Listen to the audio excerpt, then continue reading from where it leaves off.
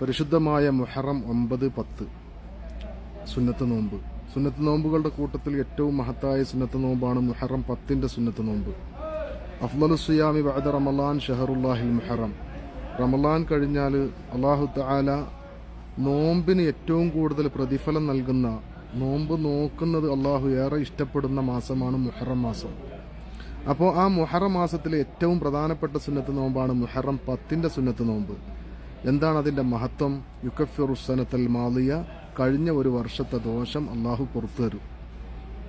എന്നാൽ പിന്നെ 9 എന്തിനാണ് നോമ്പ് വെക്കുന്നത്? മുത്തനബി സല്ലല്ലാഹു അലൈഹി വസല്ലമ തങ്ങൾ പറഞ്ഞു, ലഇൻ ബഖീതു, ഞാൻ അടുത്ത വർഷം ജീവിച്ചിരിപ്പുണ്ടെങ്കിൽ ലഅസൂമന്ന താസിഅ, മുഹറം 9 നോമ്പ് അനുഷ്ഠിക്കുമായിരുന്നു. കാരണം മുഹറം 10 ജൂതന്മാരായ ആളുകൾ നോമ്പ് അനുഷ്ഠിക്കുന്നുണ്ട്, അതിന് മഹത്വം കൊടുക്കുന്നുണ്ട്. അപ്പോൾ അവരോട് അതിനെക്കുറിച്ച് ചോദിച്ചപ്പോൾ മുൻകഴിഞ്ഞു പോയ പ്രവാചകന്മാർക്ക് ഒരുപാട് അള്ളാഹുവിൻ്റെ ഖൈർ അള്ളാഹു വർഷിപ്പിച്ചത് മുഹറം 10 അപ്പോൾ അതുകൊണ്ട് തന്നെ മുഹറം 10 അവർ ആദരിച്ചുകൊണ്ട് നോമ്പനുഷ്ഠിക്കുമ്പോൾ മുത്തനബി തങ്ങൾ പറഞ്ഞു, അവരെക്കാളും ഈ നോമ്പനുഷ്ഠിക്കാൻ അനുയോജ്യർ മുസ്ലിമീങ്ങളായ നമ്മളാണ്.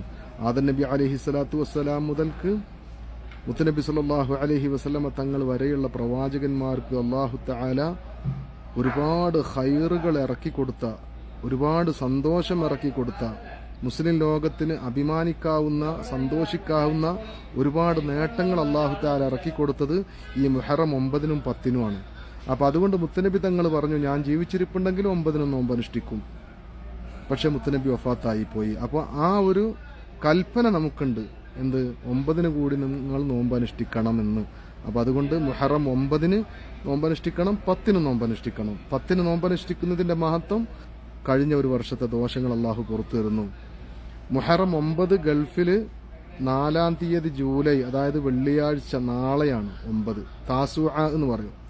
ആശൂറ മുഹറം 10 ശനിയാഴ്ചയാണ്, തർക്കമില്ല. പക്ഷെ നാട്ടിൽ അങ്ങനല്ല, 2 ദിവസത്തെ വ്യത്യാസം വരുന്നുണ്ട്.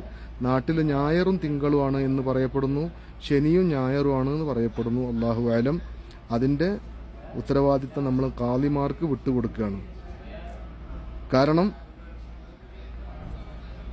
നോമ്പാണെങ്കിലും പെരുന്നാളാണെങ്കിലും ജാഗരൂഢരായിട്ട് വളരെ സത്യസന്ധതയോടെ, ആത്മാർത്ഥതയോടെ അവിടെ കണ്ടോ ഇവിടെ കണ്ടോ എന്നൊക്കെ ചോദിച്ചിട്ട് എന്ത് ചെയ്യാറുണ്ട്?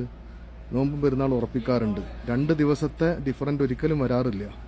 പക്ഷേ ഈ മുഹറത്തിൽ 9 10 2 ദിവസത്തെ ഡിഫറൻറ്റ് കാണുന്നുണ്ട്. ചിലർക്ക് ഒരു ദിവസമാണ് ഡിഫറൻറ്റ് ഉള്ളത്. അല്ലാഹു ആലം. അത് നമുക്കതിനെക്കുറിച്ച് അറിയില്ല. അത് ഖാദിമാരും അല്ലാഹുവും കൂടി ആയിക്കോട്ടെ.